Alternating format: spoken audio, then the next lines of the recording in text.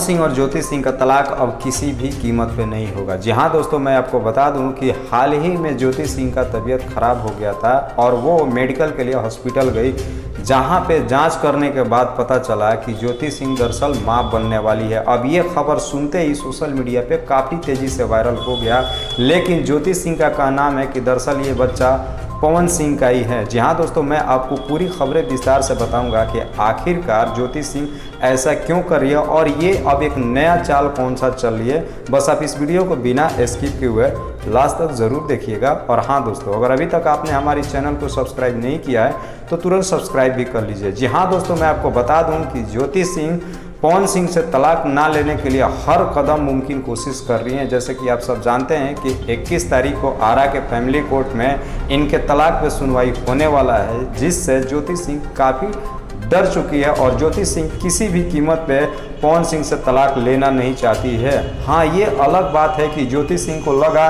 कि पवन सिंह उनको तलाक देंगे, इसलिए ज्योति सिंह फ्रस्ट्रेट होकर के और पवन सिंह से हर महीने 3.5 लाख रुपए का डिमांड कर दी थी। लेकिन ज्योति सिंह बाकायदा ये भी जानती हैं कि पवन सिंह उनको 3.5 लाख रुपया हर महीने नहीं देने वाले हैं और कोर्ट के तरफ से भी ऐसा कुछ भी फैसला नहीं होने वाला है। इसलिए अब ज्योति सिंह को चिंता सता रहा है कि अब मेरे लाइफ का क्या होगा, अब मेरे लाइफ से पवन सिंह निकल जाते हैं तो मेरा जीवन बर्बाद हो जाएगा। इसीलिए ज्योति सिंह हर मुमकिन कोशिश कर रही है कि दरअसल पवन सिंह से मेरा तलाक ना हो। इसीलिए अब एक नया इल्ज़ाम सामने लाया जा रहा है कि ज्योति सिंह दरअसल प्रेग्नेंट है और ज्योति सिंह का कहना है कि ये बच्चा दरअसल पवन सिंह का ही है। लेकिन दोस्तों, मैं आपको बता दूं कि जब से ज्योति सिंह और पवन सिंह अलग हुए हैं तब से और ज्योति सिंह और पवन सिंह कभी भी एक दूसरे के करीब नहीं आए हैं, जैसे कि हम और आप सोशल मीडिया से देख रहे हैं। बाकी दोस्तों, आप पवन सिंह को कितना जानते हैं? अगर आप भी पवन सिंह के फैन हैं तो आप हमें कमेंट करके बता सकते हैं कि क्या जो ज्योति सिंह इल्ज़ाम लगा रही है वो सही है या गलत। हमें आपके कमेंट का